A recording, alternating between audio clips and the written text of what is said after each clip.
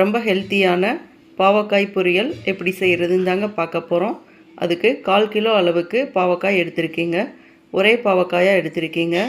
இதை 2-3 டைம்ஸ் நல்லா வாஷ் பண்ணிக்கங்க. அடுத்ததாக இந்த மாதிரி சின்ன சின்ன பீசஸாக கட் பண்ணிக்கலாங்க.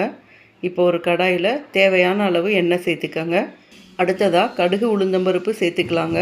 கூடவே கொஞ்சமாக கருவேப்பிலை சேர்த்துக்கலாங்க. ஒரு மீடியம் சைஸ் வெங்காயத்தை சின்ன சின்னதாக கட் பண்ணி வச்சுருக்கீங்க, அதையும் சேர்த்துக்கலாங்க. இப்போ 1/2 டீஸ்பூன் அளவுக்கு சீரகம் சேர்த்துக்கோங்க. இதெல்லாம் சேர்த்ததுக்கப்புறம் நல்லா வதக்கி விட்டுக்கலாங்க. வெங்காயம் நல்லா வதங்கினதுக்கப்புறம் நம்ம கட் பண்ணி வச்சுருக்கிற பாவக்காயை சேர்த்துக்கோங்க. இப்போ தேவையான அளவு உப்பு சேர்த்துக்கோங்க. சேர்த்துட்டு நல்லா வதக்கி விட்டுக்கலாங்க. ஒரு 2-3 நிமிஷம் அளவுக்கு லோ ஃப்ளேம்லேயே வச்சு நல்லா வதக்கிக்கலாங்க. அடுத்ததாக 2 கைப்பிடி அளவுக்கு மட்டும் தண்ணி தெளித்து விட்டுக்கோங்க. ரொம்ப தண்ணி ஊற்றிட வேண்டாம். தெளித்து விட்டுட்டு அப்படியே 1 டைம் நல்லா மிக்ஸ் பண்ணி விட்டுக்கோங்க. இப்போ ஒரு தட்டை போட்டு மூடி வச்சிடலாங்க. ஒரு 7-10 நிமிஷம் அளவுக்கு லோ டு மீடியம் ஃப்ளேமில் வச்சு குக் பண்ணிக்கலாங்க. இப்போ 10 நிமிஷம் கழித்து பார்க்குறப்ப நல்லாவே குக் ஆகிருக்குங்க.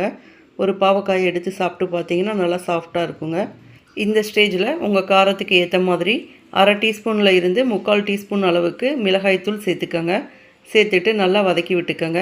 அடுத்ததாக ஒரு 3 டேபிள் ஸ்பூன் அளவுக்கு தேங்காய் துருவல் சேர்த்துக்கோங்க. திரும்பவும் நல்லா வதக்கி விட்டுக்கோங்க.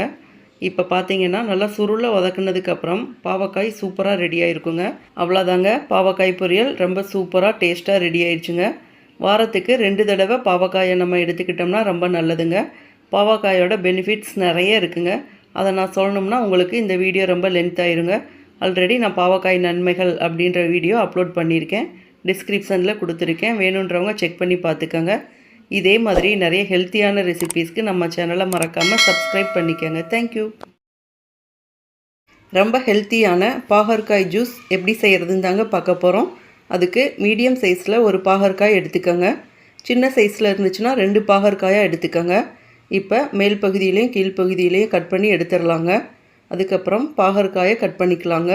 உள்ளே இருக்கிற சீட்ஸ் எல்லாம் ரிமூவ் பண்ணிடுங்க. ஒரு கத்தியிலையோ ஸ்பூன்லேயோ இல்லாட்டி விரலை வச்சு எடுத்தால் கூட வந்துடுங்க. இந்த மாதிரி ரிமூவ் பண்ணதுக்கப்புறம் சின்ன சின்ன பீசஸாக கட் பண்ணிக்கோங்க. அதுக்கப்புறம் கட் பண்ண பாகற்காயை அப்படியே மிக்சர் ஜாருக்குள்ளே போட்டுக்கலாங்க. கூடவே கொஞ்சமாக லெமன் ஜூஸ் சேர்த்துக்கலாங்க. உங்களுக்கு லெமன் ஜூஸோட ஃப்ளேவர் எக்ஸ்ட்ரா தேவைன்னா இன்னும் கொஞ்சம் எக்ஸ்ட்ரா சேர்த்துக்கோங்க. அதுக்கப்புறம் கொஞ்சமாக உப்பு, 4-5 மிளகு மட்டும் சேர்த்துக்கோங்க. அதுக்கப்புறம் கொஞ்சமாக தண்ணி சேர்த்து அரைச்சிக்கலாங்க. எடுத்த உடனே நிறைய தண்ணி ஊற்றி அரைச்சிட வேண்டாம். இப்படி அரைச்சிங்கன்னா பாகற்காய் 1-2 அரைப்பட்டுருக்குங்க. திரும்பவும் 1/2 டம்ளர் அளவுக்கு தண்ணி சேர்த்து அரைச்சி எடுத்துக்கலாங்க. அதுக்கப்புறம் ஒரு ஃபில்டரை வச்சு இந்த பாகற்காய் ஜூஸை வடிகட்டி எடுத்துக்கலாங்க.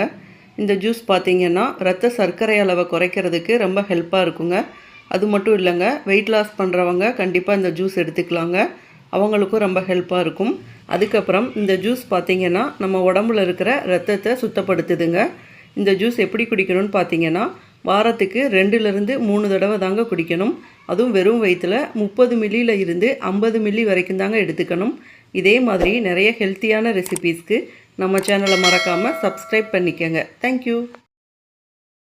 பாவக்காய் வத்தல் வீட்டிலையே எப்படி செய்கிறது அப்படின்னு தாங்க பார்க்க போகிறோம். நல்லா மொறுன்னு வீட்டிலையே எப்படி செய்கிறதுன்னு பார்த்துடலாங்க.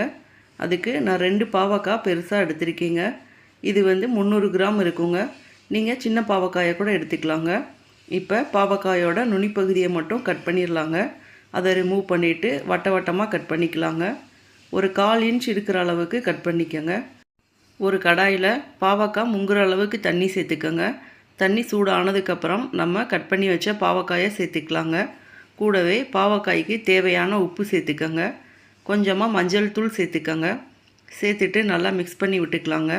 7 நிமிஷத்தில் இருந்து 10 நிமிஷம் அளவுக்கு பாவக்காயை வேக வச்சுக்கலாங்க. இடையில அப்பப்போ மிக்ஸ் பண்ணி விட்டுக்கிட்டே வாங்க. 10 நிமிஷம் கழித்து பாவக்காயை பார்க்குறப்ப நல்லா வெந்திருக்குங்க. கலர் நல்லா சேஞ்ச் ஆகிருக்குங்க. ரொம்ப வேக விட்டுற வேண்டாங்க.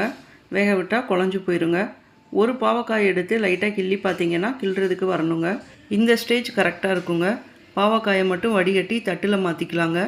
இதை அப்படியே 3 நாள் அளவுக்கு வெயிலில் காய வச்சு எடுத்துக்கலாங்க. 3 நாள் கழித்து பாவக்காயை பார்க்குறப்ப நல்லா கிறிஸ்பியாக காஞ்சிருக்குங்க. அவ்வளோதாங்க, பாவக்காய் வத்தல் ரெடி ஆயிடுச்சுங்க. இந்த வத்தலை எண்ணெயில் பொரித்து பார்த்துடலாங்க. எண்ணெய் நல்லா சூடானதுக்கப்புறம் லோ ஃப்ளேமில் வச்சுட்டு வறுத்துக்கலாங்க. கருக விடாமல் வறுத்து எடுத்துக்கோங்க. அவ்வளோதாங்க, பாவக்காய் வத்தல் சூப்பராக ரெடி ஆயிடுச்சு. இந்த வத்தல் பார்த்திங்கன்னா 6 மாதத்துலேருந்து 1 வருடம் வரைக்கும் ஏர்டைட் கண்டெய்னரில் போட்டு ஸ்டோர் பண்ணி வச்சுக்கலாங்க. இதே மாதிரி நிறைய ஹெல்த்தியான ரெசிபீஸ்க்கு நம்ம சேனலை மறக்காமல் சப்ஸ்கிரைப் பண்ணிக்கோங்க. தேங்க்யூ.